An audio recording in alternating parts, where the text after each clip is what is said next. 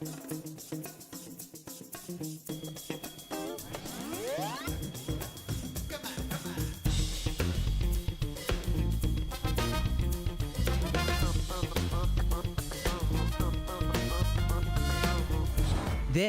is Daily Blast Live. We're talking about what you're talking about.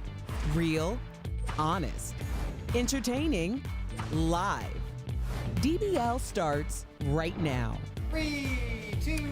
Welcome to Daily Blast Live. It's Wednesday, January 29th. We've made it to the middle of the week. I'm here with Al, Brandon, and Lindsay. Lindsay, I like your dress. Thank you. I got mixed reviews. I like it. It's very Thank you. fantastic. It's like Sorry, the old lady who lives in a house with a bunch of cats. I'm a combination of all you guys. I have every color that you guys are wearing in my dress. How fabulous. Good job, Carrie, our stylist. Let's get right to it. Everyone is still talking about the crash that killed Kobe Bryant. The helicopter carrying the basketball legend, his daughter Gianna, and 7 others was descending at a rate of 2,000 feet a minute and missed clearing the hill by just 20 to 30 feet. The chopper also lacked a crucial terrain awareness and warning system, which may have prevented the crash. According to NTSB experts, all the bodies have been recovered at this point. Meantime, new reports that Kobe's widow, Vanessa Bryant, I can't even imagine what she's going through, is devastated. Sources tell People magazine, quote, she can hardly keep it together and, quote, can't finish a sentence without crying, but is working to pull it together for their other daughters. And former teammate Shaquille O'Neal got so emotional and so real on NBA on TNT last night. You got to take a look. I lost 2 grandmothers, lost a Sarge, lost my sister, and now I lost a little brother. The final blow, his lovely daughter was with him on the helicopter. The fact that we're not going to be able to joke at his Hall of Fame ceremony. We're not going to be able to say, hi, I got 5, you got 4. The fact that we're not going to be able to say, if we would stay together, we could have got 10. Those are the things that you can't get back. I appreciate that honesty more than I think anyone knows. It's unbelievable. Magic Johnson struck a different tone on Jimmy Kimmel, talking about why Kobe was just such a legend. Every night you came to Staples Center, you knew you were going to see something special, something great that you've never seen in your life, and that was Kobe Bryant. And then he made no excuses. That's why we all should never make excuses, because Kobe never made an excuse. Whether he was tired, hurt, he played through everything, and the man gave us everything that he had. There is word now that Kobe's public memorial may not be held at the Staples Center because, guess this, it only holds around 20,000 people, and organizers feel a bigger venue like the Coliseum with seating for 80,000 may be better. They're also talking about possibly the Rose Bowl, which fits over 100,000 people, and it's fitting because, I mean, you got to be looking at social media. You have to be seeing the videos that are going viral with how this man affected you, and it wasn't even just through the basketball aspect of it. We've talked about the Mamba mentality, but I also want to talk about some of the other lives that were lost in this. Baseball coach John Altobelli, for the first time in 27 seasons, the Orange County College Pirates are playing a baseball game without him. There's also another basketball coach on there, Christina Mauser. Now, my father's a football coach, you guys know, and what he describes himself is, yeah, you know, I coach the X's and O's, but I'm also a fisher of men. Also a fisher of men and women. And these are the people who are teaching your kids life skills, how to be accountable, how to, you know, show up on time, how to have that Mamba mentality on the field. So not only did we lose Kobe, you know, he has the huge platform, that's what we're talking about, but we're also losing fishers of men and women and losing those coaches. And we heard the Lakers come out, and I mean, we haven't heard the Lakers come out and say anything yet, and I just really love and respect that they are waiting for Vanessa Bryant to lead the way completely and wholly. And I think that that's important because a lot of times you'll see, like, they feel the pressure to say something. Every celebrity, every NBA star has pretty much spoken out at this point, but they are following her lead. And I think that people are always asking, how can we follow in someone's footsteps? And you don't have to be great or do anything over the top. You can just live every day kind of how he was living. He was just great at life, right? He just learned the languages he wanted to learn. Could joke around with people who spoke different languages on the court, even if it was one line. Yeah. He won an Oscar. Yeah. You know, you can just live out loud and just really try hard, go after what you want wholeheartedly, kind of like exactly what people were saying in the clips earlier. And I just think that that's how you can honor his legacy on a one-on-one basis. And if you want to do anything for Vanessa, please just breathe and give her love. It is a energy that she will feel if enough of us do that. I truly believe that. Yes. A plane carrying more than 200 Americans being evacuated from China out of fears of the coronavirus just landed at a military base in Southern California. So a man on board the plane documented his family's journey. The aircraft filled with rows and rows of passengers in face masks, and now officials are wearing hazmat suits. Back in China, the empty streets of Wuhan look like an eerie ghost town with more than 60 million people on lockdown. I can't explain how many people that is. 132 have been... Like 1.5 Californias. Yeah, that's crazy. Yeah. 132 people have been killed and nearly 6,000 now have been infected. China is building a massive new hospital to try to treat the sick, with construction teams working nonstop to complete it in a matter of days. Face masks are actually selling out there and here in the U.S., but some experts question how much protection they offer, saying they might help, but it's not clear that they're foolproof. My mom wears we wear a face mask around my mom, and when she has to change something in her port, and hazmat suits when she went through the ICU. But if you don't know if they're foolproof, do you still wear one?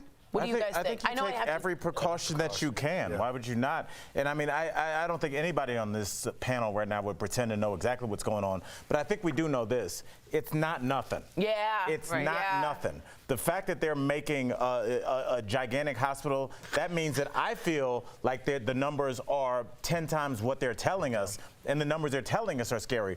That looks like they're building a convention center. That is not. That looks like something that's going to be permanent housing for a large number of people. But remember, China's also responding to the way they did SARS, and that was often really looked at as negligent and not so great. So I think what they're doing is taking action fast, furious. There's a new minister of health there in China trying to make this work. So I think it's in response to how badly they did SARS. Well, do you think it's fast and furious? Because remember earlier you said they held that Guinness World Record for a dinner for 40,000 people when they knew there was already some sort of epidemic at hand. So do you think that they're just trying to play not so much Monday morning quarterback, or catch up a little bit? I think it's an ideology, and that goes with these kinds of diseases in terms of trying to contain it. But you also have to contain public fear. So there's a saying that nobody knows until everybody knows. And that means the government should be prepping for things, even though they want everybody to act normally until they have these things in place. That's very true. Well, Michael Strahan is dishing on his time co-hosting with Kelly Ripa. He tells the New York Times his exit from the show was mishandled. He says ABC requested he go to Good Morning America. He didn't just up and leave, as it was portrayed in the media. And to be honest, it was portrayed just like that. He also said this: "Wow, I didn't know I was supposed to be a sidekick. I thought I was coming here to be a partner." So if you all didn't know the story, the day he left, Kelly Ripa was unaware. No one told her. No one gave him a graceful exit. No one allowed him to have a goodbye. She didn't show up for a week because of that, and needed apologies from the Kelly Ripa show.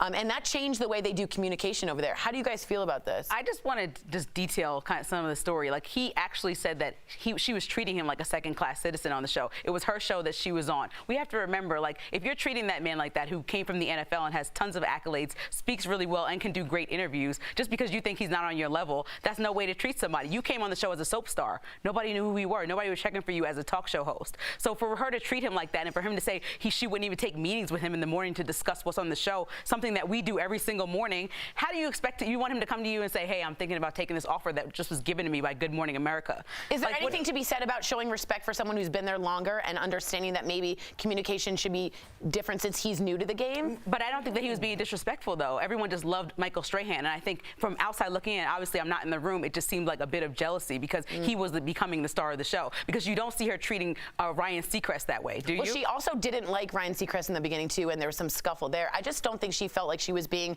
treated with any respect from the higher-ups, but maybe they did have a personal beef. But why bring that on him? Because he talks about in the article how it's different coming from football, a team atmosphere, to where you come into TV. But it is a different atmosphere. It's a different industry. We're a team, but at the same time, I have have my 25% of the demographic that I have to reach out to. And Strahan has always been my big brother. I've played with him, won a Super Bowl championship with him. When I was going through a lot of hardships in my TV career, I was always asking him, man, I got this big personality. There we go on the field, the Giants game. And he told me, he was like, be you, because the best feeling is when you don't feel like the football guy anymore. You're seen as the TV personality. Yeah. You've worked hard to distinguish yourself, so it's not by accident. And that was through an email that we were going back and forth on. So when he walked in there, bro, he's a Super Bowl champion for the New York Football Giants. He did the best damn sports show, period. He did Pros and Joes. Of course he's going to walk in there with a bigger-than-life attitude. Like,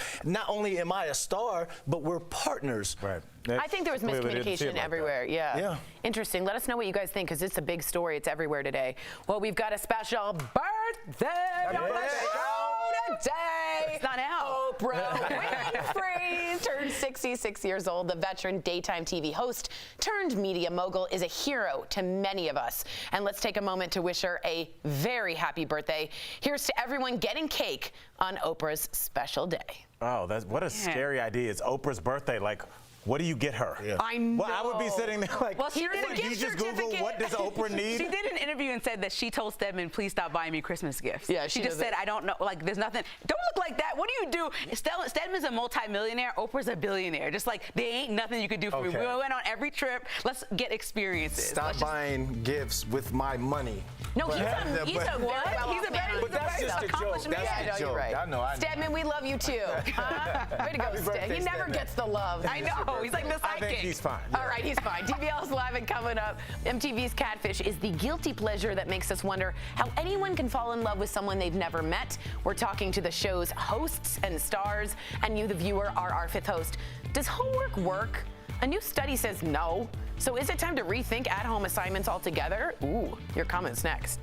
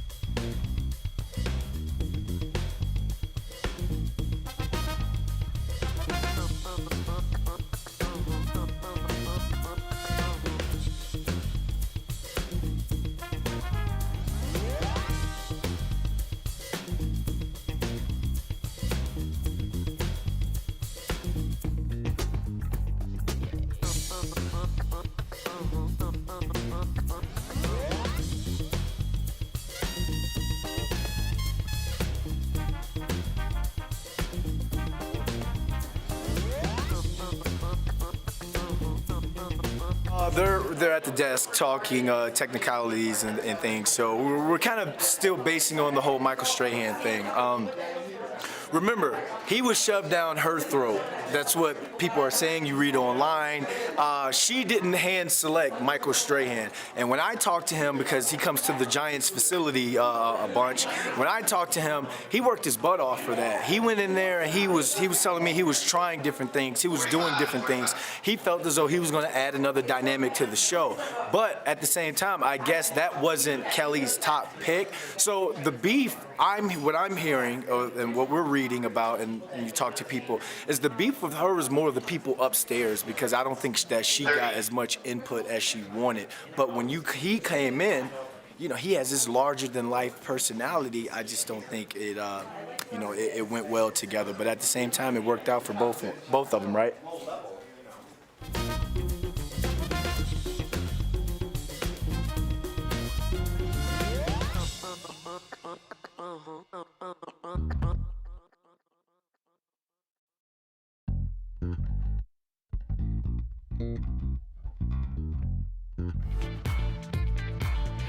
Welcome back to DBL. It's time for Fifth Host. Kids have always complained about homework, and now some parents want to cancel it too. Experts agree that homework is pointless, especially in elementary school. They also say it only, quote, slightly is more beneficial as students get older.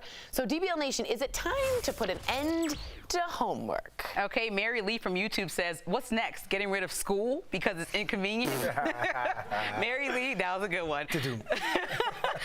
I think that kids should do homework. I did plenty of homework, and I think that they need to suffer the way that I suffer so that you can become a smart young lady or man.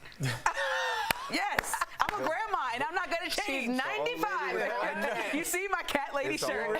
You should have had a cat on your lap while you said All right, Melissa from Facebook says, I'm a middle school teacher and I typically don't assign homework, but do encourage my class to study for tests. But when I taught elementary school, parents complained because homework kept their children busy after school. So we find why parents want their kids to do homework. But look, we talk about putting in your 1,000 hours to master something. You need to be able to take 10,000 hours. 10,000 hours. You need to, it's only 1,000 if you only do it in school. The homework gives you the extra 9,000. I see what you're doing. But we talk about if you're playing in the NFL, you learn what you learn during the day in your meetings, but you take your playbook home and you continue to learn. But you're not in the second grade. It doesn't matter. You still need to know red, blue, red fish, green fish, blue People fish. get in trouble when they don't do their NFL homework. Next week. Don't you guys get in trouble if you don't do your NFL homework? Like they get upset with you? Absolutely. He's an adult. These are elementary school kids. But why do they get homework as professionals? They're the masters of their craft and they get homework. They should, because they should be the best at it.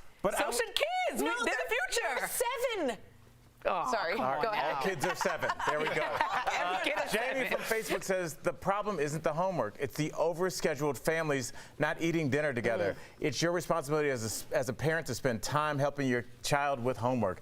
Jamie, I agree with you, except on behalf of all parents, sometimes we don't know how to do it. All right? I check out around long division. That's about it for me. I'm like, I don't know. Hey, bro, C's okay. Long division's hard, dude. Yeah, look, it's really hard on parents. And I think I was walking out of the building yesterday, and our own Stu Magoo movie review, he and I were walking out, and we were talking about a podcast about history, and we both listened to it independent of talking to each other about it, and we both realized we loved it because we're listening to it not because we have a test on history, because this person makes it interesting. So maybe what we need to do is figure out curriculum that makes it interesting that the kids want to go home and do it. My kid loves to code. He does that without being asked. How about more digital so finding components in things work, that interest kids rather than having them memorize dates, 1492, things that aren't going to be relevant because kids aren't dumb. They know I'm never going to need this again, so let's talk to them about the stuff they will. I agree. I say let them not have homework for a long, long time. Get some sleep and some bonding time. In Fortnite? What are they? Do a jigsaw puzzle. Come on. Coming up on DBL. How old are you? The season of Catfish is here. Brandon is talking with the hosts about the craziest encounter yet. Avoid getting scammed yourself. We'll be right back. It's only...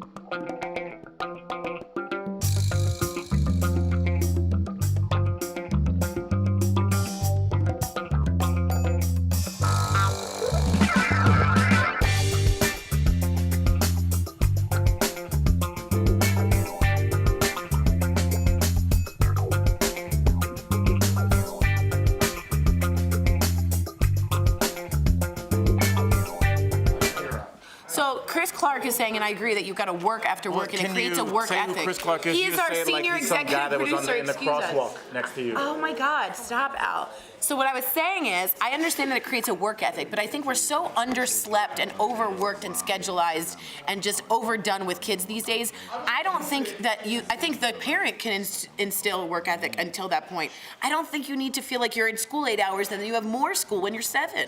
Well, it's. I don't. I think that's crazy. Well, if you want to compete in an increasingly global world, do you think that you're going to be able to compete with other kids from across the country? What, are you going to teach my 7-year-old Mandarin? Unless they're a genius, I want them to go play with rocks. A lot of places are trying to do that. I don't want my kid doing that. I want my kid to play in the dirt. You don't want your kid to speak another language in the global workplace? In an increasingly interconnected world with the internet. You're really like taking a 1940s approach to this. And I think we've taken... It's not like that anymore. Okay, Al might be right and you might agree with him, but at some point we will overstimulate kids to the point of them losing childhood. They will just lose it.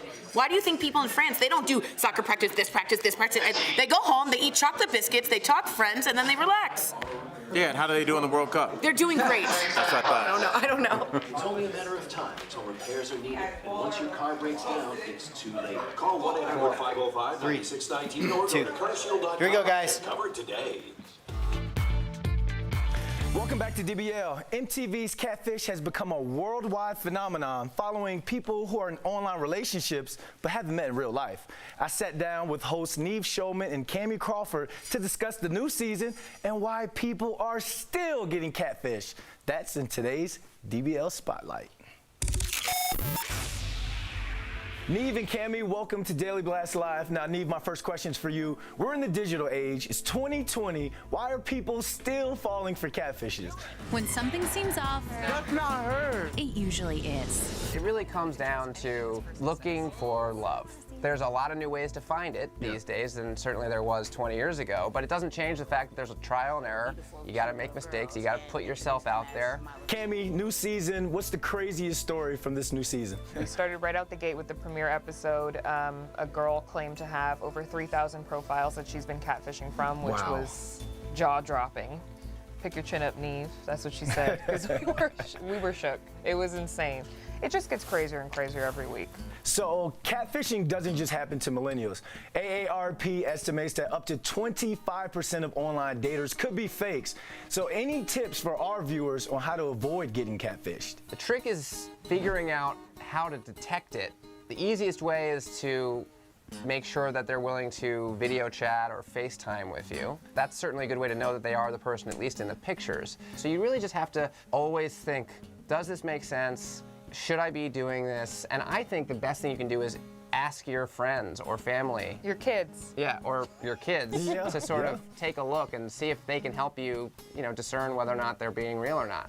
Sharon Stone has recently come out and said she's on Bumble, so I'll be sure to CC her on this interview. So, Neve, it's been 10 years since your documentary came out.